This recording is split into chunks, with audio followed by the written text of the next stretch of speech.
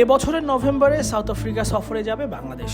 প্রোটিয়ারাও নিজেদের ব্যস্ত সূচির অপেক্ষায়। ঘরের মাঠে আগামী মৌসুমে ইংল্যান্ড, অস্ট্রেলিয়া ও বাংলাদেশের বিপক্ষে সিরিজ খেলবে তারা। এমন সিরিজ সামনে রেখে সাউথ আফ্রিকা কেমন প্রস্তুতি নিচ্ছে এ নিয়েই আগ্রহ গণমাধ্যমের। ইংল্যান্ড, অস্ট্রেলিয়ার মতো দলের সাথে খেলার পর বাংলাদেশকেও কি সমান গুরুত্ব দিচ্ছে প্রোটিয়ারা? সাউথ আফ্রিকার অধিনায়ক এইডেন মার্করাম বাংলাদেশকে কোনোভাবেই খাটো করে দেখছেন না, বরং বাংলাদেশকে তিনি ক্ষুধার্ত বাঘের সাথেই তুলনা করছেন।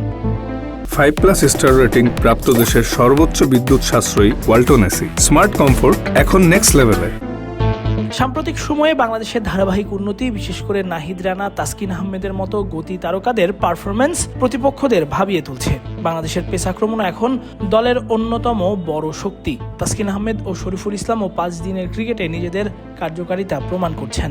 ছন্দে থাকলে ইবাদত হোসেনও যে কোনো প্রতিপক্ষের জন্য বড় হুমকি হয়ে উঠতে পারেন। সেই বাস্তবতাই সামনে এনে মার্করাম জানিয়েছেন, বাংলাদেশের বিপক্ষে কোনোভাবেই আত্মতুষ্টির সুযোগ নেই। তাছাড়া 2022-এর স্মৃতি নিশ্চয়ই ভুলে যাননি মার্করাম। সেবার সাউথ আফ্রিকা গিয়ে তাদের মাটিতেই 2-1 ব্যবধানে ওয়ানডে সিরিজ জিতেছিল বাংলাদেশ। অবশ্যই অস্ট্রেলিয়া ও ইংল্যান্ডের বিপক্ষে আমাদের খেলা রয়েছে, তবে বাংলাদেশ দলটির দিকেও তাকান। তারা ক্ষুধার্ত বাঘ। গতি তারকাদের নিয়ে তারা যেভাবে উন্নতি করেছে তাতে তাদের কোনোভাবেই সহজ প্রতিপক্ষ বলা যাবে না। বিশ্ব টেস্ট চ্যাম্পিয়নশিপের পর নিজেদের মাঠে সমর্থকদের সামনে 5 দিনের ক্রিকেট খেলতে না পারাটা আক্ষেপের ছিল। আবার সমর্থকদের সামনে মাঠে নামতে পারাটা দারুণ অনুভূতি হবে। শুধু তাই নয়, শক্তিশালী কয়েকটি দলের বিপক্ষে আমরা খেলব। মার্করামের সতর্ক থাকার পেছনে বড় কারণ বাংলাদেশের সাম্প্রতিক পারফরমেন্স। জিম্বাবুয়ে সিরিজ বাদ দিলে ঘরের মাঠে সবশেষ 4 ওয়ানডে সিরিজের প্রতিটিতেই জিতেছে টাইগাররা, যেখানে ছিল অস্ট্রেলিয়া ও পাকিস্তানের মতো প্রতিপক্ষ।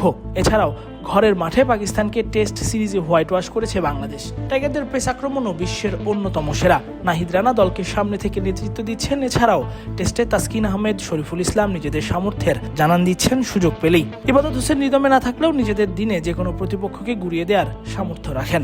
তাই তো এমন এক আক্রমণ নিয়েই আসছে নভেম্বরে বাংলাদেশ খেলতে যাবে সাউথ আফ্রিকায়, যেখানে খেলবে টেস্ট, ওয়ানডে এবং টি-20 3 ফরম্যাটেরই পূর্ণাঙ্গ সিরিজ। এখন দেখার বিষয় মার্করামের কথা কতটুকু সত্য হয়। তাসফিক পলক, ক্রিক ফ্রেঞ্জি।